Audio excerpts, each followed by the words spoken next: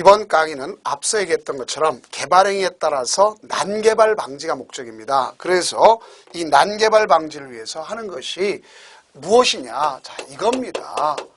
이 기반시설이 부족하고 예상된다.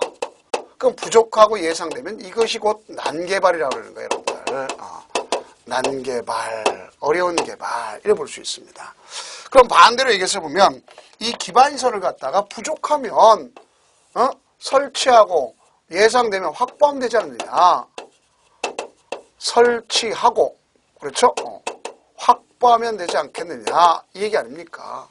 근데 이와 같이 설치하려고 해도 확보하려고 해도 할 수 있는 곳이 있고 하려고 해도 돈이 없는 데가 있을 수 있어요. 그죠? 그러니까 이제 그런 의미를 받아들이면 되겠다 하는 볼 수 있습니다. 그래서 우선 제일 먼저 설치할 수가 없는 곳이 있다. 설치할 수 없는 곳이 있다. 왜 없느냐? 개발의 밀도가 찼으니까 관리하자 이렇게 볼 수 있어요. 그래서 개발 밀도 관리 구역이라고 할 수 있는 거예요. 그 이때 이 개발 행위를 할 때는 분명히 이게 뭐 때는 거예요? 개발 행위 때 난개발수는 개발 행위 허가권자가 하는 겁니다. 허가권자가. 그럼 특광자 시장 군수가. 그럼 말 그대로 개발의 밀도가 찼으니까 뭐 하자? 관리하자. 관리자 들어가면 좋은 소리는 아닙니다. 그죠? 우리가 일상 살아보더라도요. 자, 그럼 이때 이 지역은 밀도가 찬 데는 어딜까요? 주거지역, 상업지역, 공업지역일 거 아닙니까? 그죠? 여기는 그 지역은, 대상 지역은 주거지역, 상업지역, 공업지역. 그럼 시험 문제 녹지적한 무조건 틀리다는 걸 알 수 있겠죠? 아, 녹지는 대상이 되지. 왜? 여기는 개발에 찼지는 않지 않습니까? 이렇게 되겠고.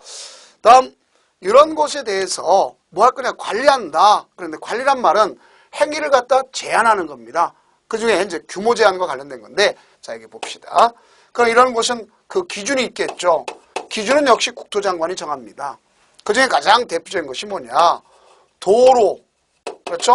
상, 하수도. 그래서 우리가 수도, 하수도 이렇게 되는 거예요. 그 다음에 학교용지. 이걸 얘기하는 거죠. 도로율 또는 도로 서비스를 얘기하죠. 그럼 도로율과 도로 서비스는 우리가 쓸 때 서비스가 낮다. 그 다음에 도로율이 상업지역, 주거지역, 공업지역 이들에 대해서 20% 이상을 가져가야 되는데 거기 미달됐더라.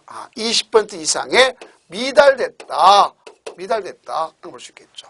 그 다음 여기 얘네들은 상수도, 즉 수도, 하수도, 학교용지는 향후 2년을 갖다가 기점을 하는데 이미 용량을 초과했습니다. 그 중에서 특히 학교용지는 학생 수에 대해서 20% 이상을 초과해버렸더라. 이 콩나물 규율이 됐다는 얘기입니다. 그럼 이런 경우가 밀도가 찼다는 얘기예요. 이게 자체가 밀도가 찼다. 그 이런 곳을 갖다 가져갈 수 있겠고요. 그렇다면 여기는 주기적으로 검토해야 되겠죠. 주기적으로 검토해서 때로는 강화 또는 때로는 완화시킬 수가 있다. 이렇게 볼 수 있어요. 때로는 강화, 때로는 완화시킬 수가 있다. 이렇게 볼 수 있습니다. 자, 그럼 이때 여기 보면 이거는 어떻게 할 거냐? 가서 전문가의 심의를 거쳐요. 그래서 지정해서 이를 갖다 고시하면 됩니다. 고시되면 행위 제한을 가져와요. 그럼 행위 제한으로서 가장 밀도 중에 가장 뭐냐? 내 땅이 있는데 여기다 건물 못 짓기를 못해요. 그럼 건물의 규모인데 규모라고 하는 것은 사람 생각해 보세요. 자기 땅에다 자기가 최대한 크게 짓고 최대한 원하는 만큼 질 거 아닙니까? 남들과 뭐 했어요? 남들과 뒤지지 않게끔. 내가 돈이 있는데 뭐 이렇게 할 거 아니에요. 그러니까 그런 경우를 배제하기 위해서는 가장 중요한 게 얘를 줄여줘야 될 거 아닙니까? 그러면 자 이게 건폐율이고 얘가 용적률인데 뭘 더 팍 줄여야 되겠어요? 용적률을 50% 범위에 줄이면 결국 그것이 층수가 팍 줄어들잖아요. 그러니까 이렇게 해서 관리하겠다는 얘기야. 차는 것을. 이런 것을 볼 수가 있습니다. 잘 이해가 안 가면 이런 형태를 보시면 되겠죠. 자, 우리가 용어 정의 때 이미 했습니다. 자, 이 지역에 도로 하나 있어. 이미 여기가 건물들이 다 밀집돼서 상업지역이야. 밀집이 다 돼 있어. 밀집. 근데 여기에 나대지가 하나 있어. 그럼 나는 얘네들보다 내 돈 있어. 이거 했다 엄청 크게 지겠다. 그럼 여기에 이미 뻔할 뻔짜죠. 주차장 되겠죠? 무슨 주차장? 그냥 주차장이면 상관없겠는데 여러분 가지 못하는 주차장이 되면 어떻게 되겠어요? 문제가 많잖아요. 그러니까 그래 너 땅 짓게 하라.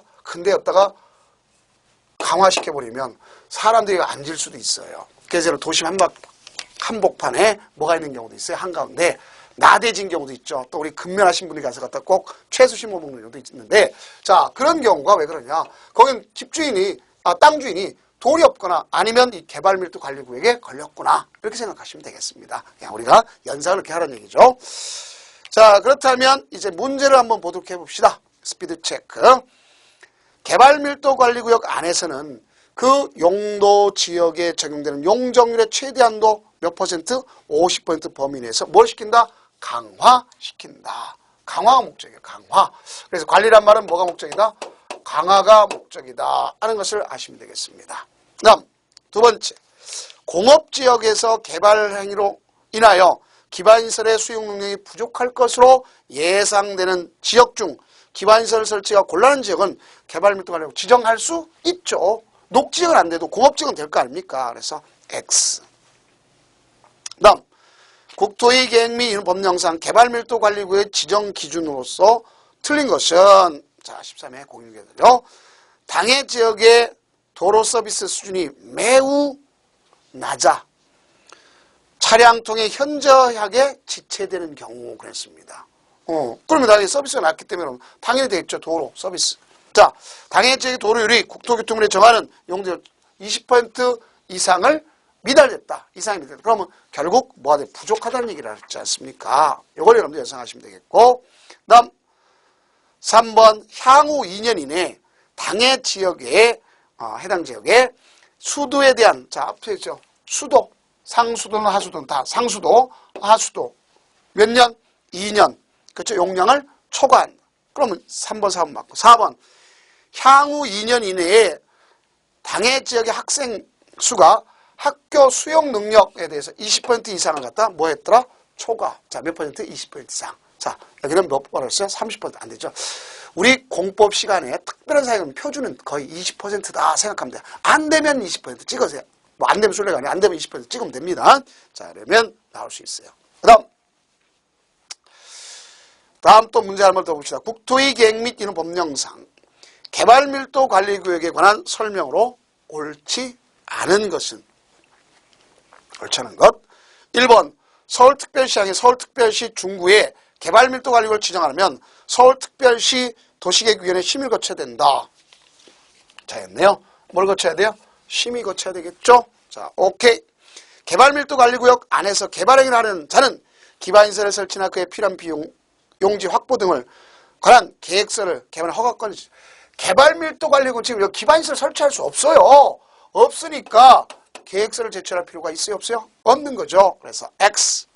주거지역, 상업지역, 공업지역에서 개발로 기반시설, 도시공객시를 포함해서 처리, 공급, 수용력이 부족할 거 예상되는 지역 중 기반시설 설치가 뭐한 지역? 곤란한 지역을 개발밀도 관리구역을 한다. 자, 맞는 표현이겠죠.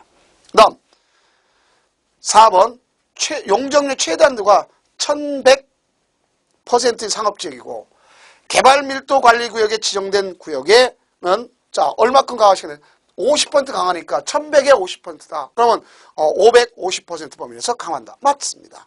그 다음 특별시, 광역시, 시장, 군수는 개발밀도 관리구역을 지정하거나 변경하려는 경우에 개발밀도 관리구역의 명칭, 범위, 건폐율, 용적률은 누가 더 잘 알죠? 누가 더 잘 알아요?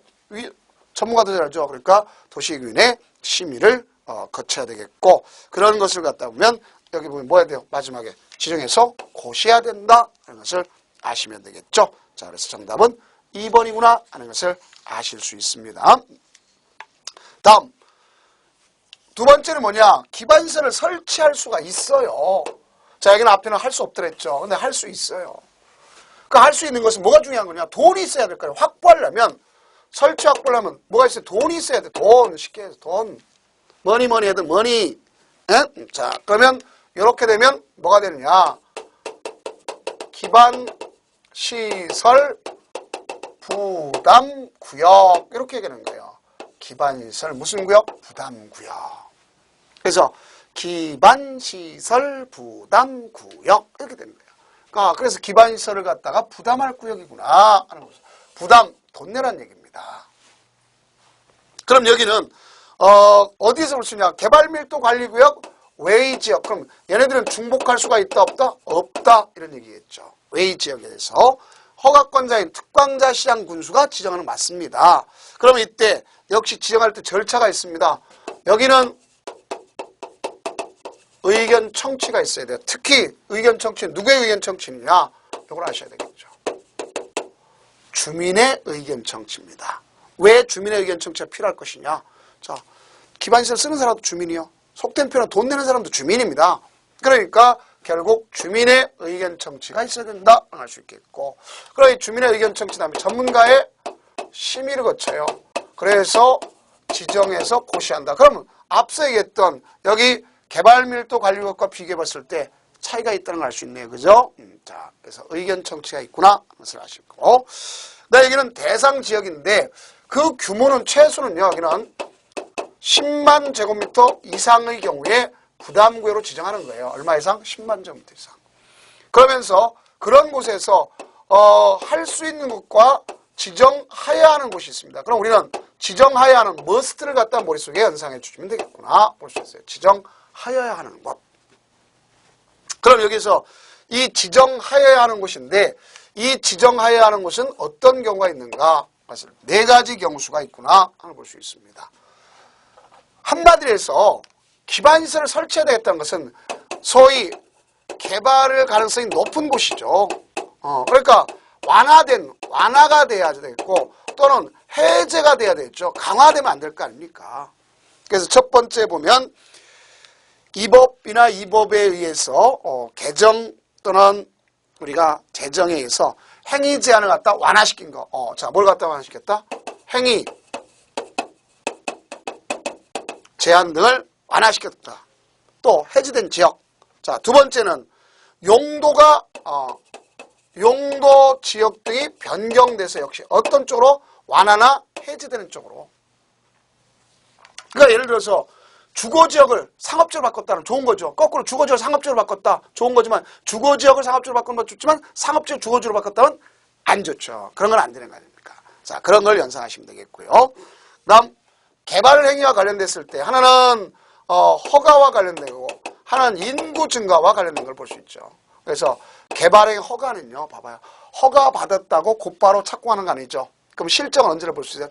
전년도 대비를 해야 될 거죠.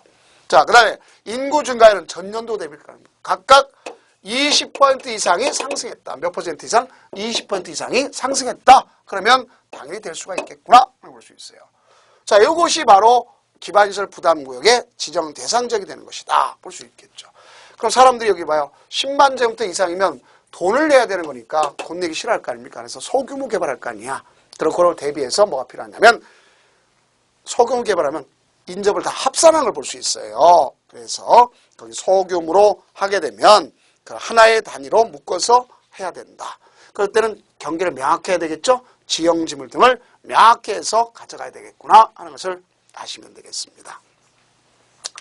자, 그래서 이 기반시설 부담구역이 되면 이제 뭐가 필요한 거냐? 기반시설 설치 계획을 수립해야 돼요. 기반시설 설치 계획을. 자, 구역이 지정되고 나서 몇 년 내에 설치하는 걸 원칙으로 하냐? 1년 내 계획을 수립하도록 되어 있습니다. 만약에 1년 내 안 했다, 그럼 역시 다음날 이 구역이란 말은 필요가 없게 되는 거예요. 그래서 1년이란 말을 쓸 수 있습니다. 그 이 안에는 기반시설 설치 계획을 수립돼야 되는데 그 안에는 도시군 관리 계획이 당연히 반영돼야 되겠죠. 또 여기는 지구단위 계획이 수립됐다면 당연히 그 안에는 난개발 없애기 위해서 이미 지구단위 계획 안에 뭐가 있었어요? 기반시설의 배치 규모가 나왔죠. 건축물의 용도, 건폐율 높이가 나왔죠 이미. 그러니까 지구단위 계획이 수립됐다 그러면 기반시설 설치 계획이 수립된 거랑 마찬가지입니다. 본다 그러면 되겠죠. 자, 그래서 이건 1년 내 안 하면 1년의 경과가 된 어느 날 다음날 해제가 되는 것으로 본다 볼 수 있습니다. 자, 이쯤 하면 이제 스피드 체크 한번 또 짚고 넘어가 봅시다. 20회 출제된 건데요. 주거지역에서 자, 자연환경 보죠. 그럼 어떻습니까? 행위가 강화됐죠. 그럼 행위가 강화됐으면 여러분들 뭐가 될 수 있어요?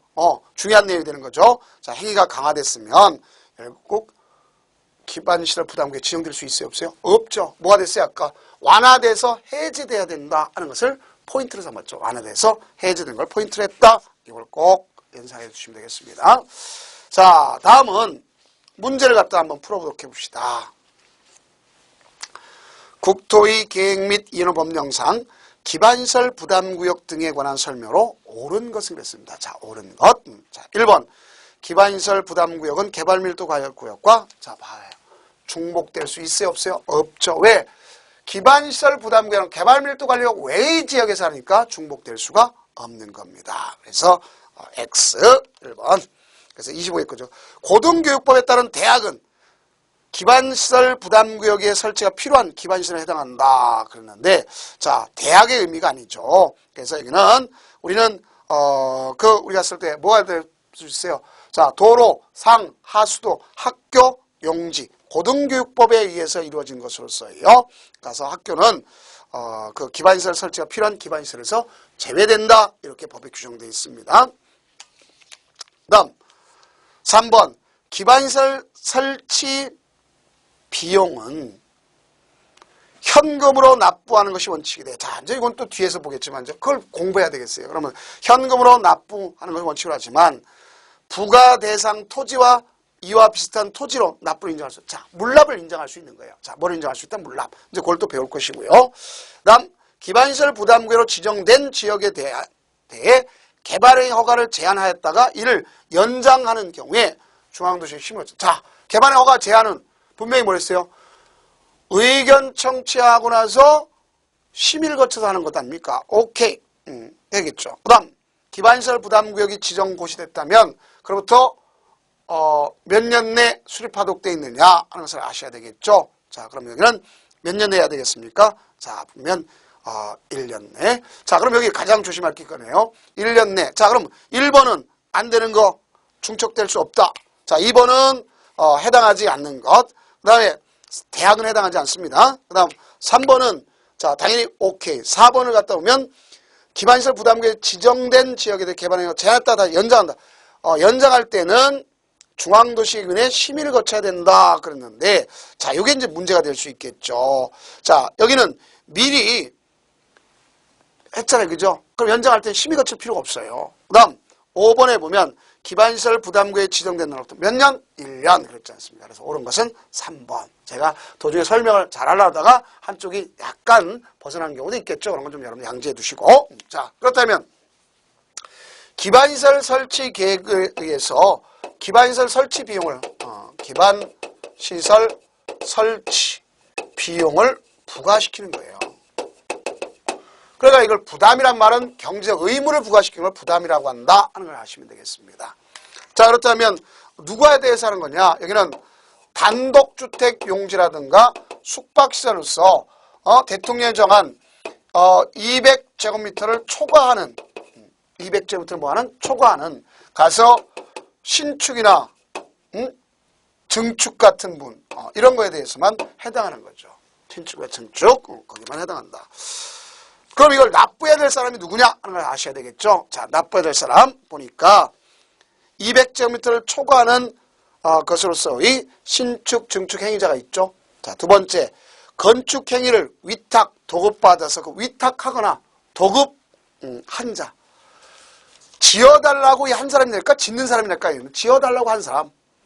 도급한 사람, 받은 사람이 되는 게 아니라. 그래서 그걸 볼 수 있겠고. 다음, 타인의 토지를 임차해서 건축. 자, 이건 뭐야? 건물 짓는 사람이 되겠죠. 남의 땅을 임차했다. 땅주인이 내는 게 아니라 임차해서 짓는 자가 내야 되겠죠. 그래서 이들부터 지위를 승계받은 사람, 즉 양도받았다면 누가 되겠어요? 즉 승계한 자가 내야 되겠죠. 왜? 그러나 이미 개발행위 완료됐다면 그건 상관없잖아요. 그러니까 문제는 바로 뭐냐? 건축행위를 완료 전에 승계했다면 내야 될 왜? 사용 승인 때까지 내도록 돼 있기 때문에 이미 냈다면 상관없지만 사용 승인 때 미리 낸 사람 없잖아요. 그죠? 그러니까 그때는 승계한 자가 돈 내야 되겠죠. 그 소리입니다. 이 소리가. 그러면 산정은 기반시설 표준 설치 비용. 자, 이거는 1월 기준으로 해서 6월 10일까지 고시합니다. 국장관이. 걷다가 용지 비용. 자, 이 용지 개수가 나왔어요. 참 어렵죠, 이거. 근데 이게 2번 나왔습니다. 자, 어떻게 할까요? 우리 지금 눈 감읍시다, 이거. 알겠죠? 외울 수. 그게 너무 많죠. 그렇다고 안 할 수는 없어서 제가 갖다가 써놓긴 했습니다. 그러나 우리 한쪽은 살짝 감았다가 다시 한번 뜨면 돼요, 이거. 자, 다음. 건축 연면적 뺐다가 민간 개발 부담 비율. 자, 민간 부담 개발 비율은 대개 20%를 기준점으로 해요. 근데 거기가 너무 낙후됐더라. 소위 낙후됐다는 소리 뭐냐? 기반시설이 거의 택도 부족하더라. 그렇게 할 수 있잖아요. 그죠? 그러면 플러스 마이너스 25%라는 것은 25% 기준에서 가감할 수 있다는 소리죠. 20%였다가 플러스 마이너스 25 하는 게 아니라 25%를 기준해서 가감할 수도 있다. 이런 얘기입니다. 그러면 언제까지 내야 되는 거냐? 자, 내는 사람이 누구죠? 개발행 허가에서 건축 허가 받은 사람 아닙니까? 주택버스 사업계획 승인받은 자 아닙니까? 그러면 건축 허가나 사업계획 승인 받았다. 그렇게 되면 뭐를 기준점으로 하겠어요? 자, 받았다면 건축 허가 받아가지고 2개월 내에 부과하는 겁니다. 부과하기 전에 미리 당신 대상이요 아니요 물어볼 수 있어요 없어요? 있죠. 30일 전에 가서 예정 통지를 해줘요. 그럼 그 사람은 15일 내에 이일 재개업 결정할 수 있도록 해서 또 가서 보니까 뭐 할 수 있어요? 참 어렵습니다. 좀 봐주세요. 물납하겠습니다. 아니면은 연기해주세요. 이렇게 얘기할 수도 있는 거 아닙니까? 왜? 잘 나가다가 갑자기 가정행사에 우환이 있을 수 있고 여러 가지 문제가 있을 수 있잖아요. 그죠? 그러다 보니까 그럴 때는 좀 봐주세요 하고 얘기할 수 있는 거. 봐준다는 소리는 연기나 물납. 연기는 1년, 분납은 2년. 자, 그러면 여기에 의해서 또 승인 신청할 때는 자, 언제 납부하느냐? 승인 신청할 때 납부하는 겁니다. 자, 어느 때? 승인 신청할 때 납부해야 된다. 이걸 우리가 정리해 주면 돼요. 그게 우리 교과서 보면 잘못하면 좀 이상한 것처럼 되어 있지만 허가 받아서 2개월 내 부과시키는 것이고 부과 30일 전에 통지하는 것이고 자, 납부는 승인 신청 때 납부한다 이런 소리입니다. 근데 납부할 때 못 내겠다. 저 강제징수하는 겁니다. 그러니까 뭐라고 할 수 있어요? 죄송한데 저 대신 물납하겠습니다. 앞에서 문제 푸는 거 있죠? 자, 물납하겠다고 얘기할 수 있어요. 그러면 그 물납으로 받아들여질 수도 있다 이런 거죠. 그래서 물납 신청은 얼마 전까지 할 수 있냐면 우리가 봤을 때 적어도 20일 전까지 하는 거는 10일 내 결정해 줄 수 있어요. 그다음 사용 승인 신청 이후에 건축행위나 기반시설 설치가 뭐가 될 수 있어요? 만약에 남았다 또 추가돼서 들어왔다 그러면 환급해 줄 수도 있는 거 아닙니까? 그래서 환급해야 되는 것을 알 수 있어요. 자, 그 다음 거기 보니까 이제 건축물별 기반시설 유발개수 제69조에 있는 것이 나왔죠. 자, 주택은 다 0.7입니다. 주택은 다 0.7. 근생 그러면 1종과 2종 중에서 1종은 있어야 되니까 1.3. 2종은 있으면 편한 거니까 1.6 요 정도 됩니다. 문화집회시설 가서 문화집회나 종교나 다 모이는 거니까 1.4. 판매 우리 근생과 같죠. 1.3. 운수 역시 볼 수 있겠고 의료시설 좀 생활주택과 가까이 있어야 되겠죠. 그러니까 이런 건 이렇게 한번 좀 연상해 두시면 되겠습니다. 너무 어렵게 공부하려고 하지 마시고요. 자, 가감해 줍시다. 우리 가감해 주는 게 좋아요. 자, 가감해 주는 게 좋은데 어떻게 가감을 그렇다고 무조건 무식하게 가면 안 되는 거고 자, 표현 자체가 잘못됐는지 몰라도 자, 여기 봅시다. 주택이 있죠. 주택은 기점은 0.7입니다. 주택 근처에 있어야 될 것은 일종 근생이나 근생이야. 그래서 근생을 갖다 보면 근생, 근린생활시설도 1종짜리가 있고 2종짜리가 있어요. 그렇죠? 그럼 1종짜리면 대개 얼마를 기점할 거냐? 되면 1.3. 2종은 1.4. 1.6입니다. 2종 1.6.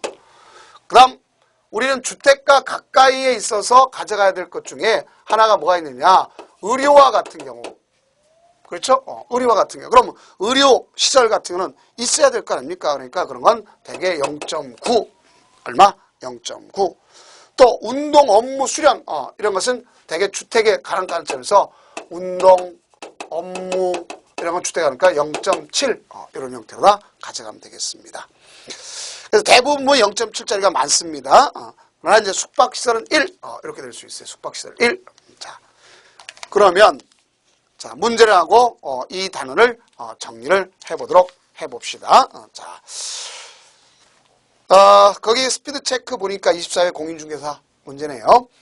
기반시설 설치비는 현금으로 납부하며 부가 대상 토지 및 이와 유사한 토지로 납부할 수 없다. X. 할 수 있는 것 아닙니까? 물납. 자, 역시 24회, 25회 다 나왔던 걸 볼 수 있습니다. 다음, 국토의 계획 법령상 건축물별 기반 시설 유발 개수가 다음 중 가장 높은 거 그랬습니다. 가장 높은 거 보니까 1종근생은 1.3이요. 2종근생은 1.6 아닙니까? 그렇죠? 1.6. 그 다음에 공동주택, 단독주택, 주택은 0.7. 의료시설, 그러면 의료시설은 0.9. 그 다음 업무시설 0.7. 숙박시설 1.0. 그런데요. 그럼 큰 놈이 1종근생이 더 크네요. 그렇죠? 이걸 볼 수 있습니다. 그래서 정답 1번 되겠습니다. 다음. 국토의 계획 및 이해는 법령상 기반시설의 설치 비용에 관한 설명으로서 뭐한 것? 옳은 것 그랬네요. 특광자 시장군수는 기반시설 설치 비용을 부과하려면 부과 시점으로부터 30일 이내에 납부 의무자에게 적용되는 부과 기준 및 부과 대상을 미리 알려줘야 된다. 오케이. 1번이지 않습니까? 앞서 했죠?